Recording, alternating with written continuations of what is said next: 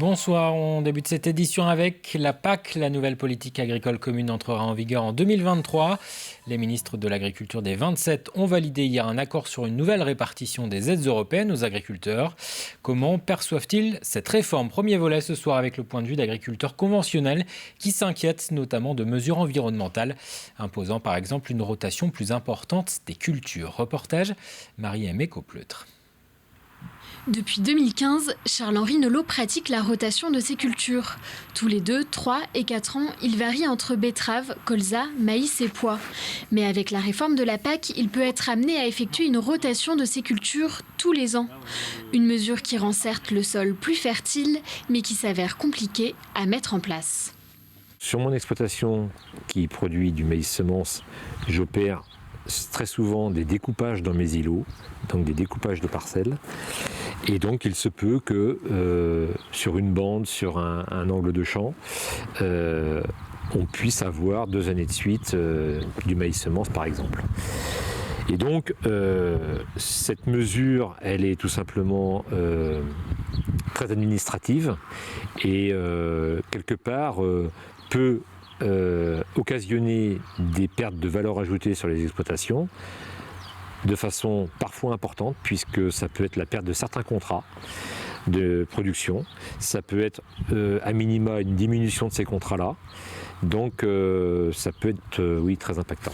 Du côté de l'élevage, c'est la baisse des subventions qui inquiète. À Ceuzay, Michael Pétorin, pour 800 € par mois, élève 450 animaux destinés à être consommés pour leur viande. La nouvelle réforme de la PAC prévoit de diminuer les aides aux éleveurs d'environ 17 millions d'euros par an. Ça va être très impactant, mais négativement, puisque la première ébauche qu'on a calculée, au jour d'aujourd'hui, on perdrait entre 13 et 15 000 € sur l'exploitation. Donc c'est quand même pas négligeable. Ça veut dire qu'aujourd'hui, en fait, si on perd ces aides-là, c'est plus que notre revenu personnel qu'on perd. Donc c'est même pas envisageable. La réforme impose aussi une limitation de bovins par hectare, soit 1,4 bovins par hectare. La conséquence est majeure, car elle obligerait les éleveurs à augmenter leur surface ou à diminuer leurs troupeaux. On arriverait à se tenir à ce seuil-là aujourd'hui parce qu'on vient de reprendre une exploitation. Sinon, dans le système d'avant, sans augmentation de surface, j'étais lésé, quoi. À mon avis, il faut diminuer le troupeau. Mais après, pour faire quoi ? On est dans un secteur où la terre ne se prête pas forcément à la grande culture. Donc ici, notre terroir, c'est vraiment de l'élevage, quoi. Mais demain, si on n'est plus soutenu et que ce n'est pas rentable, qu'est-ce qu'on fait ? J'ai peur que l'élevage tende à disparaître. Une fois adoptée, la réforme concernera 400 000 agriculteurs français, une PAC avec beaucoup d'enjeux. Et suite de ce dossier demain avec des agriculteurs bio. L'agriculture, un secteur en pleine innovation, c'est le message rappelé lors d'un rallye organisé sur le site de la ferme expérimentale des Étables hier. Une journée de conférences et d'ateliers pour présenter les résultats de recherche et d'innovation en matière d'alimentation, de génétique ou d'abri pour les animaux. On voulait vraiment montrer ce qui peut se faire et montrer aux éleveurs un certain nombre de choses qui, pour certaines, sont peut-être un peu futuristes. Je viens de voir tout de suite là, des études qu'on fait sur le méthane, par exemple, pour calculer les émanations de méthane et voir comment on peut peut-être réduire un certain nombre de choses là-dessus. Également travailler sur les alternatives à la paille pour l'hiver, pour pouvoir mettre les animaux à l'abri, parce qu'on sait que la paille est de plus en plus rare pour la litière, donc il y a des alternatives qui vont être étudiées cet après-midi dans diverses conférences. Après le Vendée Globe et la Golden Globe Race, une nouvelle course autour du monde s'apprête à voir le jour, l'Ocean Globe Race. Elle sera lancée en septembre 2023, 50 ans tout juste après la Whitbread, un tour du monde à la voile en équipage et avec escale. Une conférence de presse de présentation a eu lieu aujourd'hui. Les participants, dont le Vendéen Lionel Régnier ou la fille d'Éric Tabarly, Marie Tabarly, navigueront sur des bateaux anciens dans les mêmes conditions qu'en 1973. Ce qui est très important, c'est que nous permettons à des gens ordinaires de faire un vrai tour du monde en équipage, de faire une vraie course. Alors qu'aujourd'hui, la voile s'adresse beaucoup aux skippers, uniquement professionnels. Quand j'ai entendu parler de la course au départ, j'ai pas du tout dit que j'y allais, parce que bon, faut quand même prendre la mesure aussi de ce que c'est, quoi. Là, on est bien, on est dans des salles, ouais, c'est une bande d'amateurs qui va autour du monde et tout. Quand on va se retrouver dans le Grand Sud au Sextant, ça va être une autre histoire. Parlons d'éducation à présent. Avec la crise sanitaire, une partie des jeunes a été privée de stages d'observation, souvent utiles pour se faire une idée d'un métier. Une association a peut-être trouvé une alternative. La Place des métiers est une plateforme numérique qui regroupe des portraits de professionnels, des vidéos qui permettent aux collégiens d'élargir leur vision sur certains secteurs d'activité. Explication, Alix Lanos. Alors on va regarder les vidéos que nous propose le parcours numérique et puis après, comme d'habitude, on en discute. On tire les rideaux ? Cette classe de SECPA s'est inscrite au parcours du monde des métiers. Un parcours numérique qui a pour but de faire découvrir des métiers grâce au support de la vidéo. Sur 130 étudiants qu'il y avait à l'école, on était environ une douzaine de garçons en fait. Après le savoir-faire ou la formation, ces élèves d'une douzaine d'années abordent la mixité dans les métiers. L'occasion de déconstruire quelques idées reçues. La mécanicienne, j'ai bien aimé parce que y a pas que les gars qui peuvent faire ça, il y a aussi les filles. Après, il y a des filles qui sont meilleures que les garçons. Après chaque visionnage, ils échangent, discutent et répondent à un questionnaire. Ulysse, SECPA, mais aussi lycée général ou professionnel, différents modules sont proposés selon les niveaux.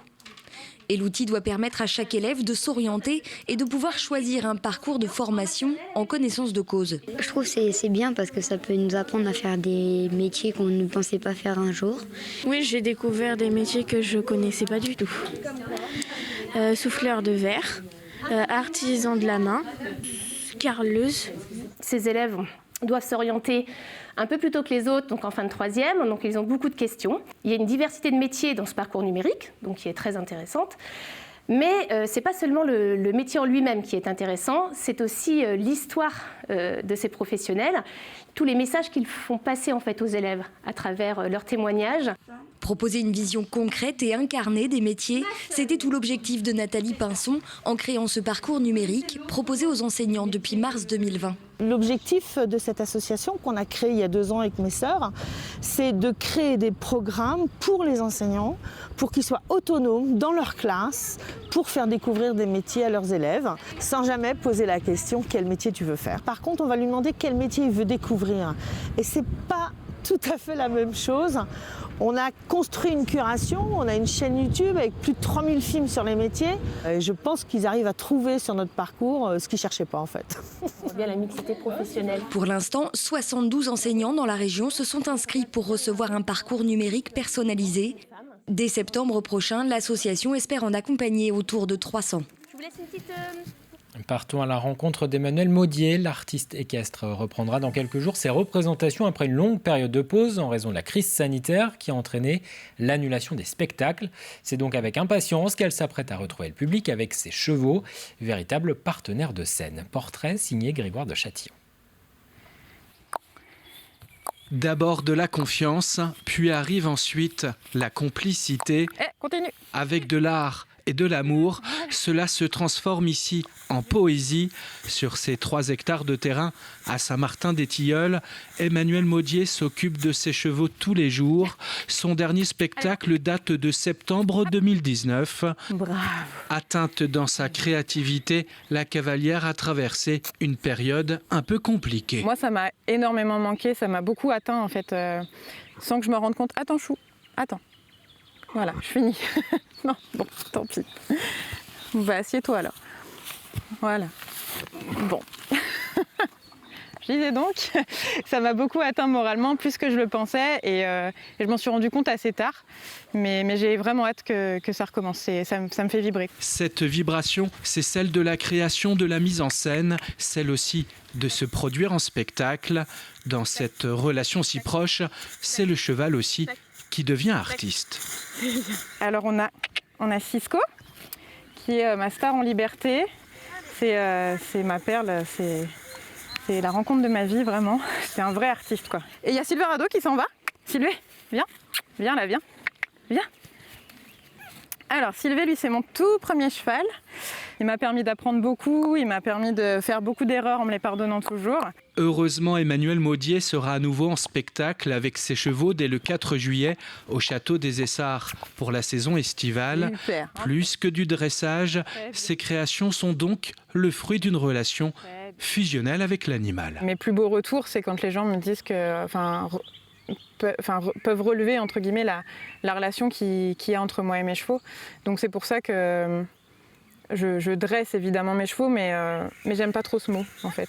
De l'observation, de l'écoute et du partage, la création entre l'homme ou la femme et l'animal s'harmonise alors en beauté équitable. C'est bien les garçons.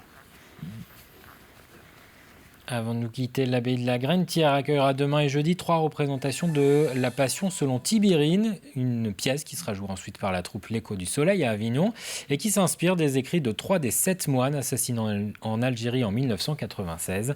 Cela faisait 45 ans que l'abbaye de la Grennetière aux Herbiers n'avait pas accueilli de représentation théâtrale.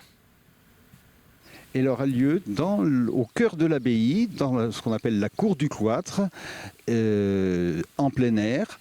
La scène sera posée devant la salle capitulaire qui sert de chapelle et les spectateurs pourront admirer ce spectacle avec le jour finissant. Nous allons mettre des éclairages pour éclairer l'abbaye. On va mettre l'abbaye en lumière. Ça va être quelque chose de magnifique. Les prévisions météo pour ce mercredi, un ciel encore nuageux avec quelques averses possibles sur le nord du département, davantage d'éclaircies sur le littoral. Les températures seront stables, comptées de 18 à 22 degrés pour les maximales. Bulletin complet dans un instant, c'est la fin de cette édition. Merci de votre attention, très bonne soirée sur TV Vendée.